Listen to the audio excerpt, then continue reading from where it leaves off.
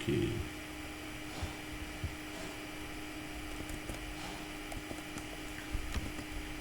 Nas provas de revezamento, cada juiz de virada colocado na cabeceira de saída verificará se o nadador que vai partir está ou não em contato com o bloco de partida quando o nadador anterior toca na borda de chegada. Isso aqui é muito importante nas provas de revezamento, é função dele também. Então, nós estamos vendo aqui que o juiz de virada ele tem uma boa gama de trabalho durante a execução das provas, né? Quando houver equipamento automático de cronometragem que verifique as trocas no revezamento, deverá ser utilizado de acordo com a SW 13.1, tá? Então tem algumas regras que vocês vão verificar no documento que eu coloquei lá para vocês. Algumas situações. Juiz de virada. O que é que ele pode ou não, o que é que ele deve ou não reportar ao árbitro geral? Ele deve reportar, nesse caso, qualquer violação em formulários assinados detalhando o evento, número da raia e infração. Tá, vamos aqui, Kleber. Por que é importante principalmente essa situação aqui da raia? Vou dar mais uma vez o exemplo de uma piscina de 25 metros, tá, com 5 raias. Então entendam que as raias do centro, elas são as melhores. Tipo, a primeira, né, basicamente para vocês entenderem aqui, nós vamos ter a piscina, né, cerca de 5 raias. Aqui nós vamos ter 3,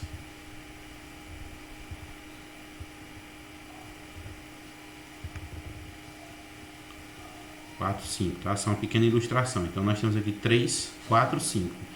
Essas primeiras raias aqui, tá, que eu estou marcando aqui para vocês, elas são as melhores raias para se nadar.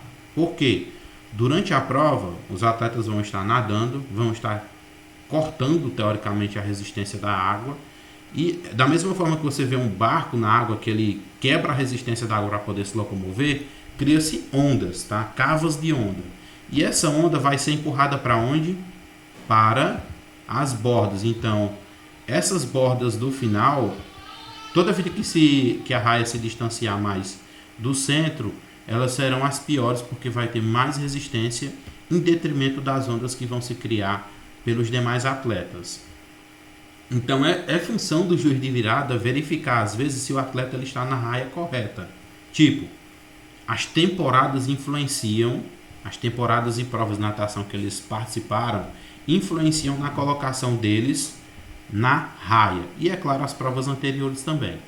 Então, quanto melhor o tempo do atleta, mais bem colocado ele vai ficar. Nas raias 1, 2, 3, aí depois 4 e 5. A contagem das raias é feita dessa forma na natação, viu?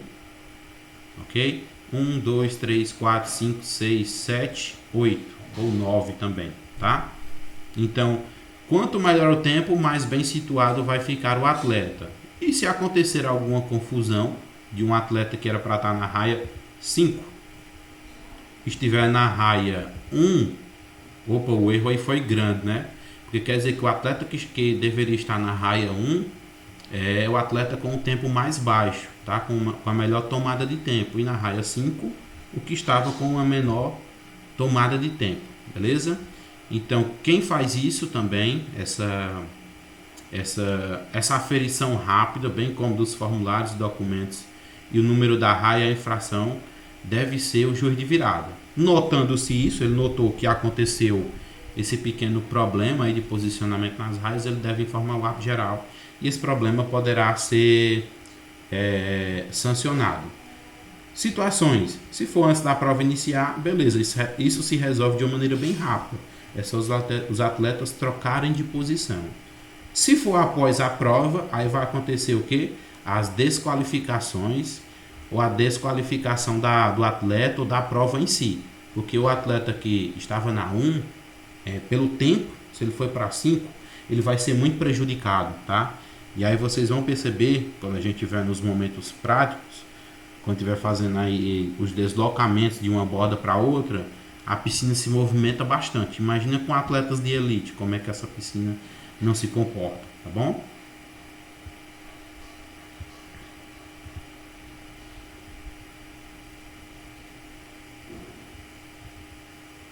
Beleza, dito isso, após, então, todo esse bloco de conteúdo que a gente conseguiu ver aí são funções do nosso juiz de virada. Agora nós temos um juiz de nado, tá?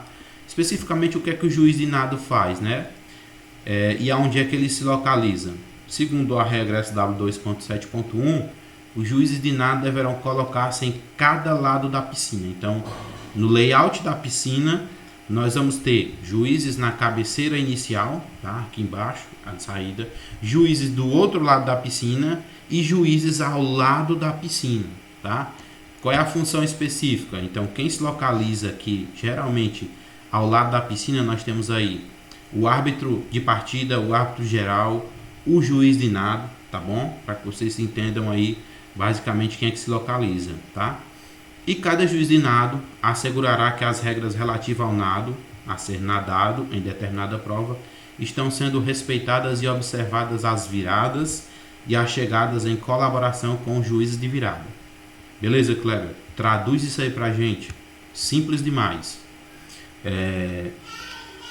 Não vou usar o exemplo do nado crawl, porque do crawl ou livre, tá? Porque o do nado crawl ou livre, muitas das vezes a própria regra diz que o atleta pode nadar de qualquer forma. Qualquer forma é qualquer forma, tá? Mas vamos partir para um nado bem específico aqui para que eu possa exemplificar essa regra. Nado borboleta. O nado borboleta, ele tem toda uma mecânica diferente dos demais nados, tá? Não entendo ainda, Kleber. Vou dar uma pesquisada para vocês verem o que é o nado borboleta, para eu não ter que adiantar muita coisa da fundamentação desse estilo. No nado borboleta, o atleta vai estar fazendo movimentos simultâneos com o braço e simultâneos com a perna. Movimento de ondulação. Imagina que nessa prova, na prova do nado borboleta, no momento da virada, esse atleta faz uma braçada alternada, que é a do nado livre, né? Um braço, depois o outro. Quando ele faz isso, o juiz de virada não percebeu, mas o nosso juiz de nado percebeu. Pode-se ficar a seguinte pergunta, Kleber, e aí? Na hora, o nosso juiz de nado manda parar essa prova? Não. Ao final da prova, quando os atletas bateram na borda e vai ter aquela tomada de tempo, acontece um pequeno delay, tá? Porque vai estar sendo analisadas as informações. O juiz de nado passa essa informação para o árbitro geral. O árbitro geral vai na mesa de controle, tá? Na própria mesa de controle e verifica se isso está correto. É claro, estou dando um exemplo aqui de uma prova de campeonato mundial e olímpica, mas pode acontecer a olho nu também numa prova de campeonato cearense. Um exemplo, tá? Chegando lá, ele verifica que houve esse erro do atleta na prova do nado borboleta. Ele fez uma braçada de crawl, que é aquela braçada alternada, em vez de uma braçada simultânea, que é do nado borboleta. Vai ser anunciado de forma audível, tá? Que o atleta, e aí deve se indicar atleta tal, o nome dele, na raia tal, deve se indicar a raia que se localiza, foi desclassificado. E também deve se colocar a situação. Por que ele foi desclassificado? Atleta tal, raia tal, desclassificado, descaracterizou o nado. Motivo: execução de braçadas alternadas no momento da virada do nado borboleta. Ok? Acho que deu para entender isso aqui, né? Então, os juízes de nado deverão dar conhecimento ao árbitro geral de qualquer violação na papeleta de ocorrência assinada, especificando a prova, número da raia e a infração cometida.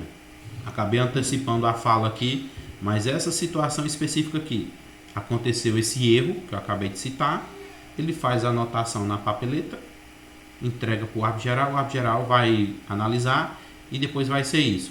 Ocorrendo essa infração, vai ser dito tanto o atleta como o número da raia e a infração cometida. E aí, é claro, a sanção, né? Violação ou descaracterização do nado.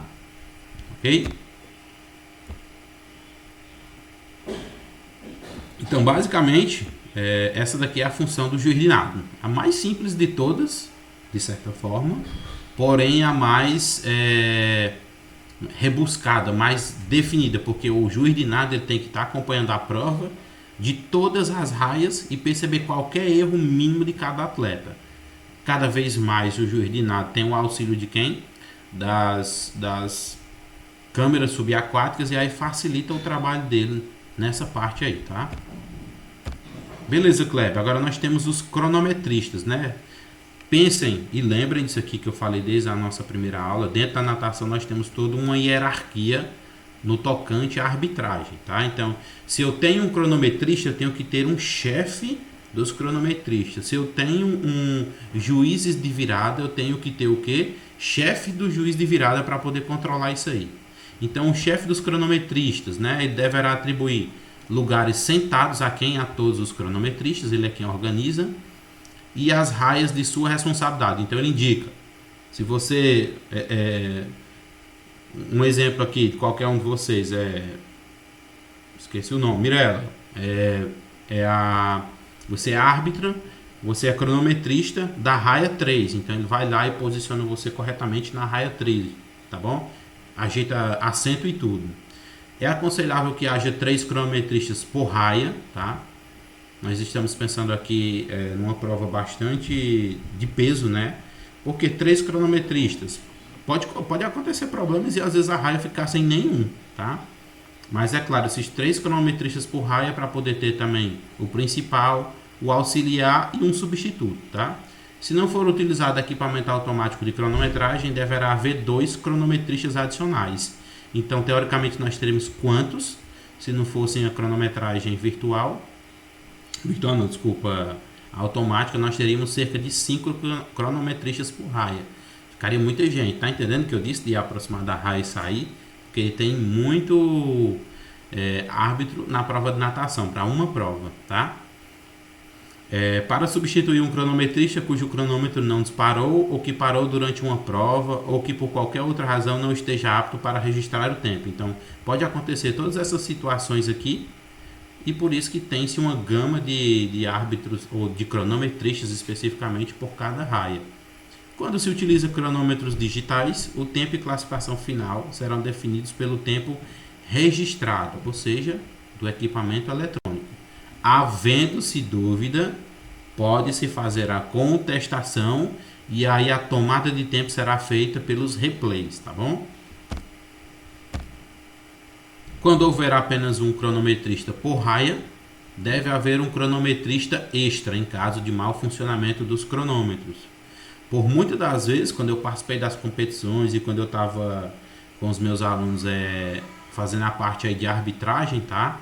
O que é que acontecia? Às vezes a gente tinha 2 cronômetros por raia e 2 cronômetros davam problema, tá? Eles são equipamentos bastante sensíveis, a maioria deles são bem baratos, tá? Então às vezes pode dar problema até na chavezinha de travar e destravar, e quando você aperta, ele já entra com 2 funções, ele solta o tempo e trava.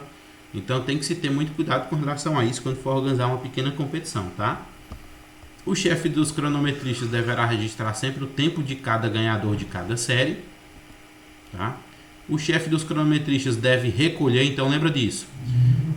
Na natação, vamos imaginar que não é uma prova de alto rendimento, tem tanto equipamento eletrônico. Nós temos muitos papéis rolando, tá? Então cada um dos cronometristas vai ficar com um blocozinho lá de anotação para poder anotar o tempo do atleta tal, na raia tal que ele está fazendo a cronometragem. Ele não vai até o cronometrista, até o chefe dos cronometristas entregar o cartãozinho com o tempo, tá? Imagina aí, eu falei que eram 3, mas se não tivesse equipamento eletrônico seriam quantos? 5. Imagina uma prova de 50 metros com uma piscina com 8 raias. Quantos cronometristas nós teríamos? Cerca de 8 vezes 5, 40 cronometristas, né?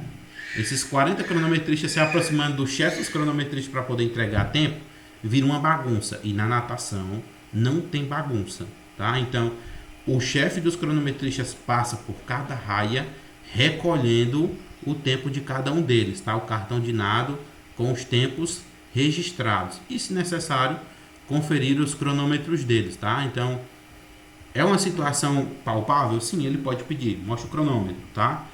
Ah, Kleber, beleza, tu colocou a situação aí. Quando é que os cronometristas soltam o tempo e quando é que os cronometristas travam o tempo? Quando o atleta sai do bloco? Não.